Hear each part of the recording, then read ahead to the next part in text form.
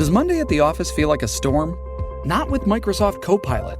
That feeling when Copilot gets everyone up to speed instantly? It's sunny again. When Copilot simplifies complex data so your teams can act, that sun's shining on a beach. And when Copilot uncovers hidden insights, you're on that beach with your people, and you find buried treasure. That's Microsoft Copilot. Learn more at Microsoft.com/AI for all. Hey, it's Alex and Niko from Line Channel, and you're listening to Brutally Delicious Podcast. 1, 2, 3, 4. The Brutally Delicious Podcast. The Brutally Delicious Podcast. The Brutally Delicious Podcast. The Brutally Delicious Podcast. Hey, can you hear us? I can. How are you guys? Good. We're in LA. The weather is really? nice. Nice. Yeah. Get some nice weather for a change. You guys still have the 24/7 dark in Finland? It's not 24/7, but yeah, it's pretty dark in there. Like, we're based in Helsinki at the moment, so it's not dark all the time. But in the north, where we're from, usually it's dark the whole winter. But it's cold and dark in Finland at the moment, so it feels good to be in LA. How long are you in LA for? Just a couple of days. We're doing like a lot of press in US, so we just had a couple of days off. So we were like, hey, why don't we just spend it in LA? Nice. The record came out a couple days ago, right? Yeah, came out on Friday. What's been the response so far?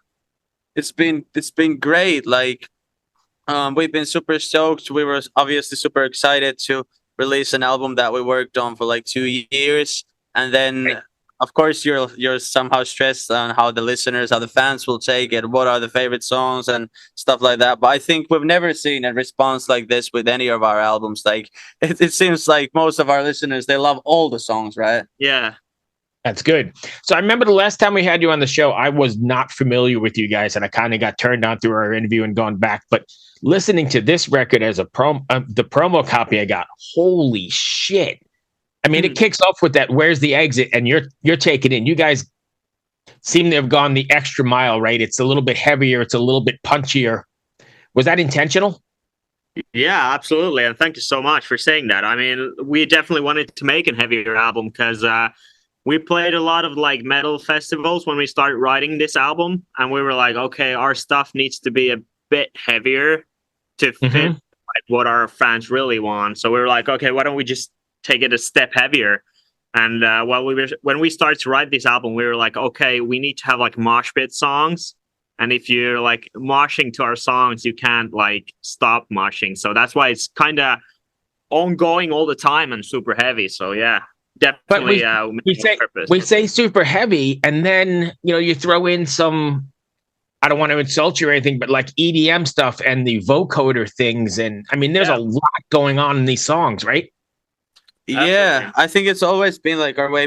Especially with the first song of the album, like if we're talking "Where's the Exit?" Yeah, there are like two purposes for the first song on the album. The first one is that you kind of set up the theme, you set up the mood for the whole album, and I think we really did that with "Where's the Exit?" That this album is gonna be heavier, and it's gonna be an album. It's gonna be full of songs you want to see live. And the other purpose of the first song is also to surprise people. And when we start writing a song like that, we're not even thinking that how do we surprise people? We try to surprise ourselves. I was surprised as well. Yeah. We try to do something that's never been done before. And I think we were listening to Swedish House Mafia, and their song Greyhound is one of our favorites, and we wanted to like experiment how would you create an EDM like drop like that with heavy electric guitars, and I think what we came up with really worked. I think it works really well, and I don't know why. I've heard other people try and do it in the past. Like I'm thinking maybe Crossfaith, or I don't know if you know those Japanese guys, but they did something similar years back, but it never was this concise and this, I don't know what the word is, powerful, I guess. It really, really works, right? I mean, not a fan of the vocoder when I listen to it in pop music or anything else, but all of a sudden I'm like, wow, that works and it makes sense. Thank you so much. That's really good to hear. Do you want your fans to walk away with any sort of message after listening to the new record, or are these songs just written for the song's sake? I think every time we're writing a song, especially lyric-wise, We're writing from this very personal perspective because we want to keep it real. Like we're talking about our experiences and things that we go through. This band has a sense of therapy for us in the whether it's in the studio or the live shows. It's always just like a sense of therapy. We don't do this because we want to. We do it because we have to. And I think the more personal we get on the songs, the more open we are, the more honest we are. It's crazy to see that even more people relate to those songs because it's relieving to like see how people are going through the same things. Yeah. So I asked this question a lot, but you kind of opened the door. Do you ever feel like you're too vulnerable when you're putting it out there? Like you've said too much and shit, I shouldn't have let my mom's going to hear that or my significant other or whatever. I don't think so, to be honest, because I think all our songs have been like that in the past as well. So we've kind of like gotten used to it, I guess. And like the stories that we tell in our songs are like, we don't tell whose stories they are, but so we don't need to be like careful. Yeah, I had a couple of those. Like I think Keeping It Surreal is on the new album. There's a song called Keeping It Surreal. It's very personal. I think I've never been so scared for a release than Die Another Day. Yeah. It's the easier, the ballad song on the album. And it's like going back through the dark times when I was like trying to find a reason to stay alive. And when you're like that honest and you say that in a song like, hey, I thought about killing myself once, it can get pretty deep. And of course it's scary to like put something like that out there, but I'm glad people liked the song and found it relatable. Actually, my mom called me after we released the song like, are you okay? And I was like, yeah, Mom, I'm fine now. But did you find that, and I believe this, and this is something that's another theme throughout the show, but I find that music, especially the heavier music, may have gotten you off that ledge, right? It's the stuff that gets me through every day. And when I've been in the same situation, where you can't think, it can get any better at all. This is it. And then, you throw on some of your favorite heavy ass songs and they work. Yeah. And we get like a lot of feedback from our fans, like that they can relate to our songs, which is amazing. And even though they might be in like totally different situations compared to each other, but the lyrics are kind of, everyone can relate to them, even though, they might be in totally different situation in their lives. Yeah, I think it's important with any song, like what makes songs relatable, or I think it's important with a song that people can kind of like project their own story into the song, like and feel like the song is about me, and that's what makes them listen to the songs over and over again. And that's also what makes songs like helpful. I think the whole album is actually named after that feeling, that what we want to offer people. Like you said, that when you're going through, you might have a shitty day or something like that, and you just need your favorite artist's music to help you through it. That's what we want to offer to people. We want to offer an escape, an exit, a way to exit emotions for a little while. And that's actually how the name of the album came to be. Perfect. So let me ask you a question then. What artist or song does it for you? Sorry, can you say it again? Yeah, what artist or song is is what you use to get through that? So I'll tell you right now, for me, it's Machine Head. And there's just a couple records like Catharsis, probably Catharsis, oddly enough. Yeah. That record is the record, like I can go there and maybe not jump that day or whatever. Oh, that's hard to pick. There's so many good songs like that. Bring Me the Horizons, Ammo. Yeah, you love the Ammo. I love that. Like I was going through a bad breakup when that album came out, and I was like, oh my God, this album is about me. And I think a lot of people felt that way, but it's a great album. I think maybe some of those earlier Slipknot songs. I know Snuff by Slipknot is amazing song. That's always go-to when I'm on like traveling somewhere and that kind of stuff. So yeah. Right. Hey, this is Chris Santos, host of Delirious Nomads, the Blacklight Media podcast, part of the Sound Talent Media Podcast Network. Delirious Nomads is a podcast about all things heavy metal, as well as breakdowns of your favorite combat sports. And me being a chef and all, we'll be riffing on some food talk every week with very special guests from across the globe.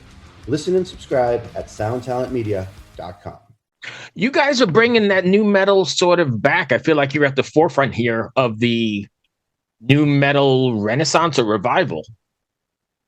Yeah, I think so too. And it's like, because we grew up like listening to those new metal bands like Korn, Linkin Park, Limp Bizkit. It just feels very natural for us to do kind of new metal as well. So we're super happy to hear that we're in the like front bringing it back. Yeah, and it feels funny as well because we started like 11 years ago when we started, and it felt like the new metal wave was just gone over. It felt like we were so late, and people said that to it. Like new metal is not a big thing right now, and new metal is never gonna be a big thing again. And we kind of refused to believe that, and we just kept doing what we thought was the greatest, coolest music ever. And yeah, it feels so good nowadays that people are like nostalgizing and like just hyping the fact that we are in fact a new metal band.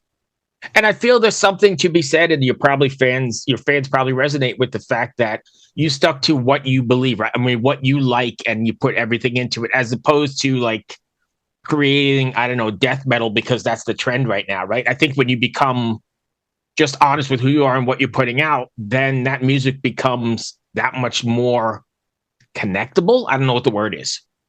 Yeah, I mean, like it would be super hard to promote an album that we wouldn't like ourselves, because Yeah. we always stay like true to our stuff. We want our stuff to be the kind of music that we love. Yeah, So it's easier to like relate to it. and when you do like 180 shows a year, it's like even though your fans are probably gonna be listening to those songs pretty much, but you're the one who has to listen to them and perform them every night over and over again. So that would be my advice for any like starting artist who wants to be an artist and what is wondering what should I do. I would tell them that make sure you love your music yourself, because you're the one who's gonna have to listen to it all over again. And because there's gonna be a lot of people telling you what to do. You should do it like this, you should do it like that. And of course, we've had a lot of people like that, and we listen to some of the advice, but I think at the end of the day, we just do exactly what we want, and that's what got us this far.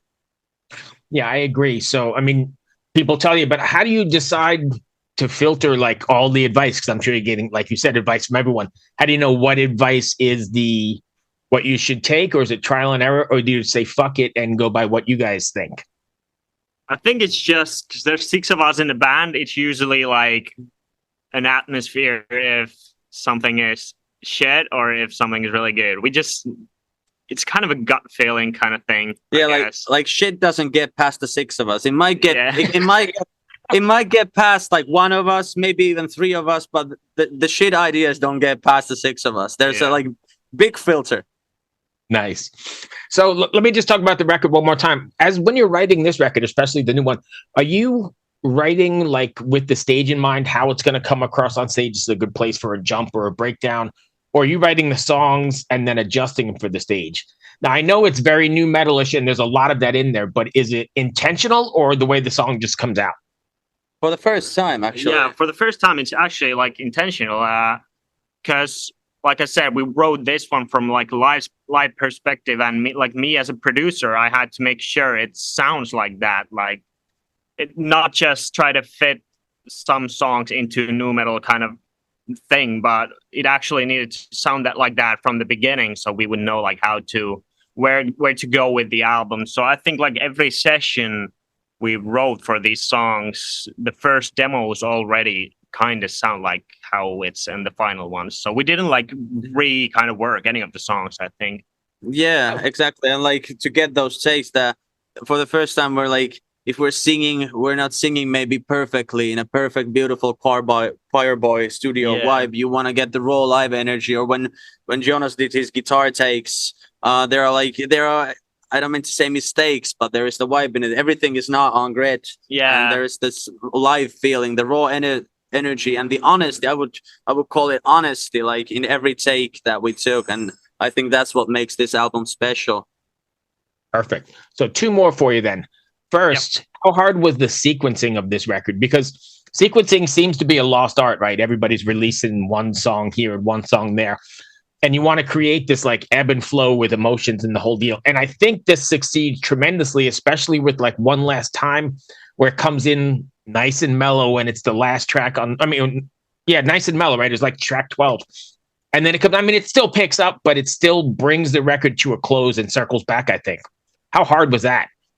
I mean, like on the previous record, I think it was harder to pick the songs like in which order they would be, but this album, it was kind of clear from the start. Like when we pick the song, usually it's us us six arguing like what's gonna be where and what happened there. But this time we all were like, okay, this is gonna be on the album. This should be the first. This should be the last.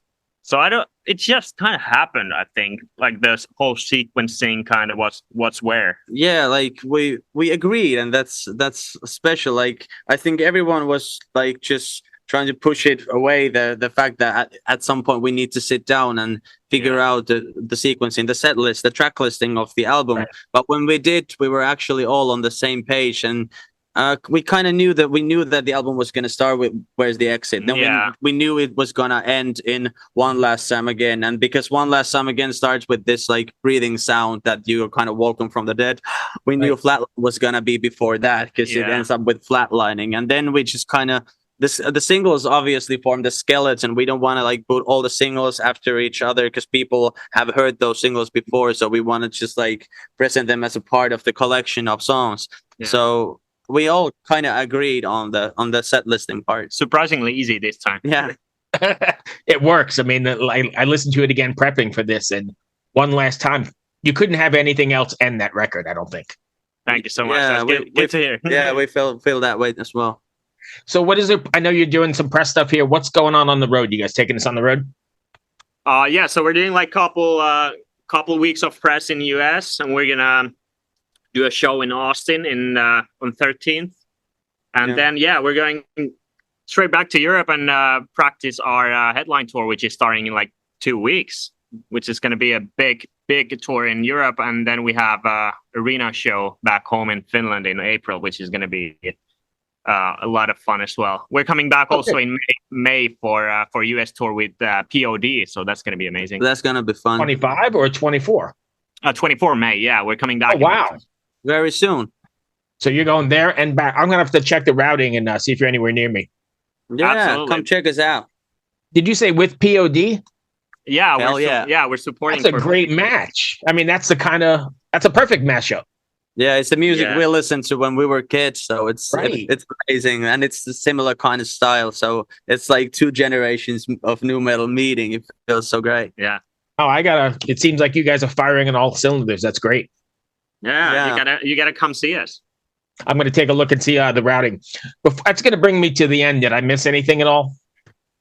Not really. I mean, it's going to be a busy year for us, so I hope to see everyone on tour. We hope to see everyone who happens to listen to this, and check out the new album Exit Emotions, and get your tickets and come experience the album with us.